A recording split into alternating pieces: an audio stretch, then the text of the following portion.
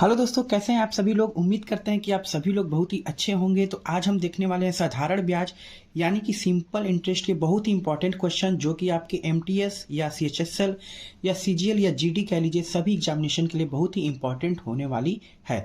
तो हमारे क्वेश्चन है, यदि 10 साल में 800 रुपये 1200 रुपये के बराबर है तो प्रति वर्ष साधारण ब्याज की दर कितनी है। हमें देखिए 800 रुपये दे दिया, मतलब ये प्रिंसिपल दे दिया जिसको मूलधन बोलते हैं, और 1200 रुपये के बराबर है। जो बराबर हो जाती है उसको मिश्रधन बोलते हैं, जिसको ए से दिखाते हैं। मतलब मूलधन 800 दे दिया और मिश्रधन कितना दे दिया हमारा 1200। तो इसको ऐसे लिख दीजिए कि जो मूलधन है और मूलधन ही कितना हो जाता है हमारा मिश्रधन हो जाता है। तो मूलधन है हमारा 800 और ये हमारा कितना हो जाता है 1200 रुपये। कब हो जाता है ये 10 साल में। कितने साल में 10 साल में इतना हो जाता है। तो इन दोनों का अंतर निकाल लेंगे। दोनों का अंतर कितना हो गया 1200 और 800 का 400। तो देखिए ये जो 400 है ना, ये आपका ब्याज है। क्या ये आपका जो अंतर है 800 से 1200 हुआ, तो कैसे हुआ, उसमें ब्याज जुटा, तभी ये मिश्र धन बराबर होता है मूलधन धन ब्याज। मतलब मूलधन में ब्याज ये जुट गया तब ये 1200 हो गया। तो हमें ब्याज पता हो गया।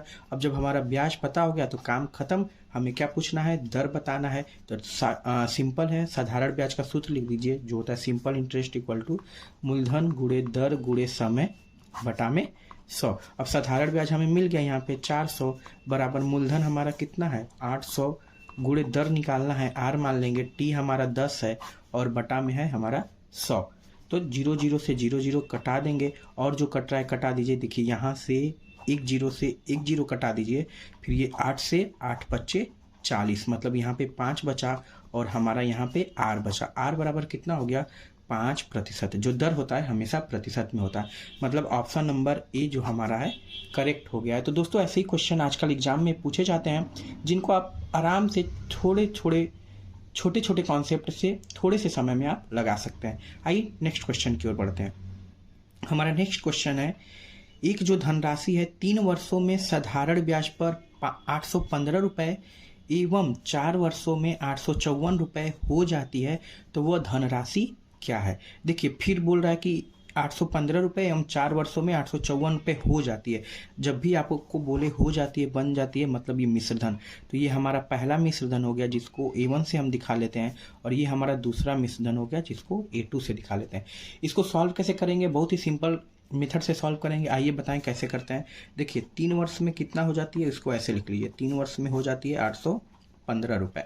ठीक, 4 वर्ष में कितना हो जाती है आपकी, तो 4 वर्ष में ये हो जाती है 854 रुपये हो जाती है। मतलब मिश्रधन दिया है। इसका कहने का क्या मतलब है कि इसमें मूलधन और ब्याज दोनों है। तो आपको कुछ नहीं करना है, पहले वर्ष का अंतर निकाल लीजिए। तो ये वर्ष का अंतर कितना हो गया 1 वर्ष, और ये इसका अंतर निकाल लीजिए मिश्रधन का। तो जो मिश्रधन का अंतर हमारा हो जाएगा, अंतर मतलब होता है बड़ा में से छोटे को घटाना। तो बड़ा हमारा 854 है, 854 में से 15 घटा देंगे तो हासिल देगा ये 14 में से 5 गया हमारा 9, 4 में से गया 3, कितना हो गया 39।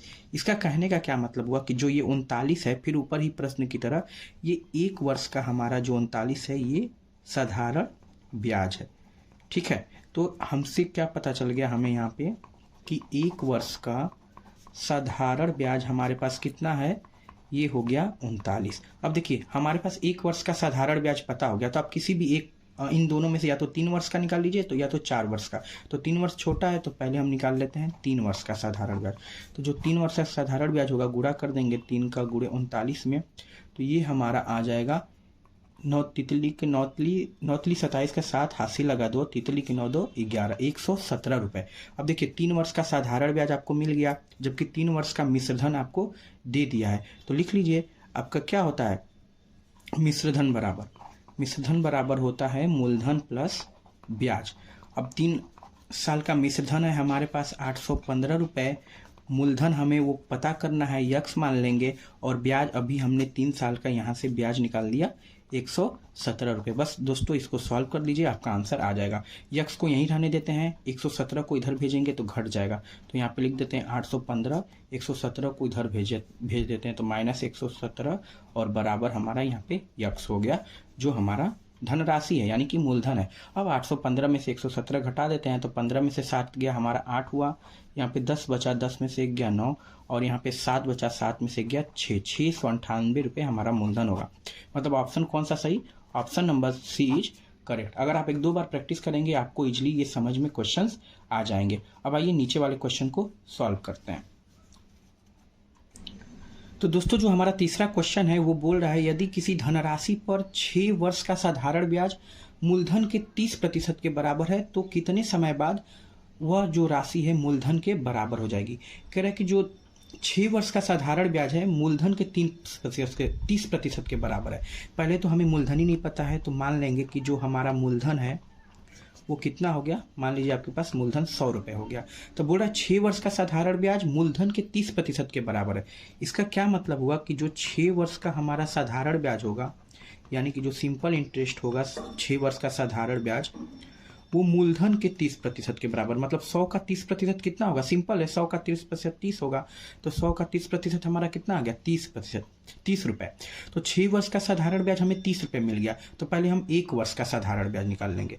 तो 1 वर्ष का साधारण ब्याज कितना होगा, तो 1 वर्ष का साधारण ब्याज एकदम सिंपल है, 30 में 6 से भाग दे देंगे तो कितना आ जाएगा हमारा 5 रुपये। तो 1 वर्ष का हमारा सीधा साधारण ब्याज कितना आ गया 5 रुपये। अब क्वेश्चन हमारा बोल रहा है कि यह जो धनराशि है जो साधारण ब्याज वाली कितने समय बाद मूलधन के बराबर हो जाएगी। बोला कि जो साधारण ब्याज की धनराशि है कितने समय बाद मूलधन के बराबर हो जाएगी। तो देखिए 1 वर्ष में साधारण ब्याज 5 रुपये है, तो कितने समय में ये मूलधन के बराबर हो जाएगी। मतलब मूलधन हम क्या माने थे 100 रुपये माने थे, तो अगर 1 वर्ष में 5 रुपया है तो 20 वर्ष में अगर 20 का गुणा कर दें तो 20 5 100, यानी कि 20 वर्ष में ये कितने के बराबर हो जाएगी मूलधन के, यानी 100 रुपये के बराबर हो जाएगी। तो हमारा करेक्ट आंसर कौन सा हो जाएगा, option number B is correct. तो दोस्तों ऐसी क्वेश्चंस के लिए हमारे चैनल को जरूर सब्सक्राइब करें और अगर वीडियो अच्छा लगा तो जरूर वीडियो को लाइक करें।